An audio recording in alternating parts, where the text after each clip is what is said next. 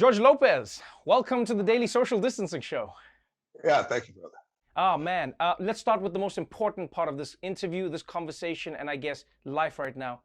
Happy birthday. You just turned 60. You know, Trev, I did, man. And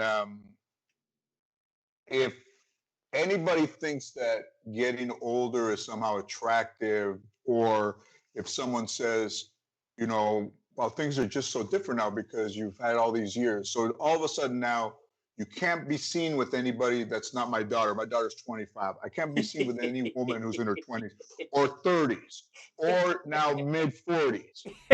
And, it's just. We're going to talk about your new project in a second.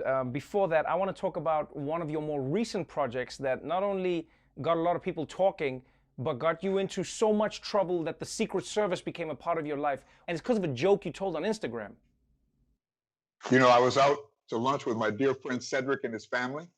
Turn the phone on, and it says on Hollywood Unlocked that this country, Iran, allegedly had offered a $80 million bounty, alleged, over our leader. And as a Latino, I just typed in, I said, hey, we'll do it for half. And the right side is always trying to get me put in prison. And, you get the whole go back to Mexico. Right. But they did show up. And they were in my house, and they didn't use the bathroom. They did not drink anything. They sat on the same side of the couch, and then they slid a paper allegedly saying, would you be willing to sign this paper? And I said, what's that? I had my attorney with me, and he goes, we're not going to sign that. And they put it back in there, and they go, if you sign that letter, you're giving them the right to look up your medical history and your criminal history and all of your history. And I said, no, we're not signing that. And then just like, dainty, they put it back in the briefcase. Okay. Wow. And I said, does anybody ever sign that letter? They go, no, sometimes, no. But if you don't think they're listening, they came with like a dossier that thick of all of my posts, all of my Facebook comments, all of my Twitter comments. So if you think that they're not out there watching, they're watching. So he said what I said.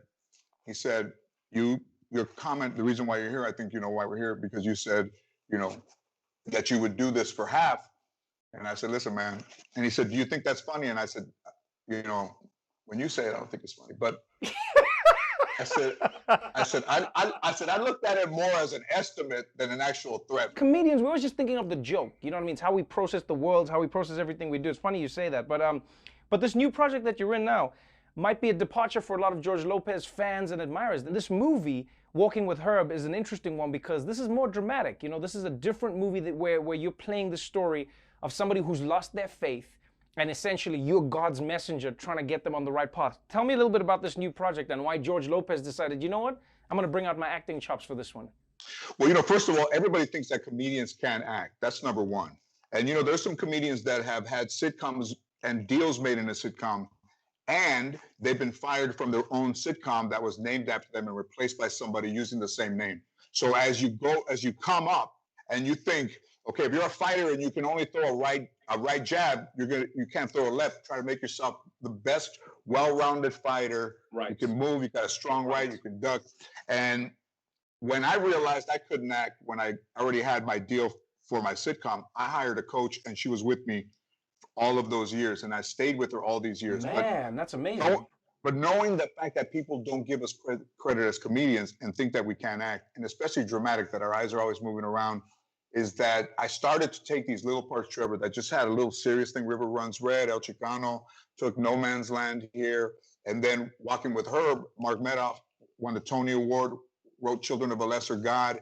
You get to work with Academy Award nominee Edward James Olmos, Academy Award nominee Kathleen Quinlan. The fact that I was going into a movie with those type of actors and there's nowhere to hide was the thing that was appealing to me. But I wouldn't have been able to do it, I don't think, if I was already not laying down the tracks for more serious and dramatic parts. Yeah, man, it's a really interesting premise and a fantastic story. Like I remember watching it, and I was going like, wait, George, are you religious, or are you spiritual as a person? Yeah, I was not very religious growing up. In knowing that Mark Medoff, who wrote the script, was passing it, he was very sick, had cancer, and he was an agnostic, and really wrote it as what lies ahead.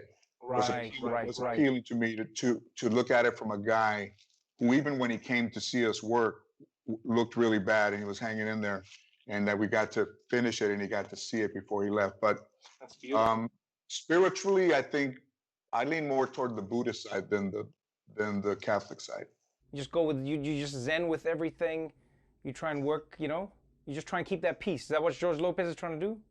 I try not to wish anybody any harm. I wish everybody well. And I try not to take anything that anybody would tell me personally. That's me now at 60. 50, 40, 55, not so much. But, I can still throw a mean right when I have to, man. I love that, man. The Buddhist who can throw a punch. That's your next movie. George Lopez, thank you so much for joining me on the show. Stay safe out there, my friend, and I hope to see you again in the future. Yeah, absolutely. Thanks, Trevor. Take care.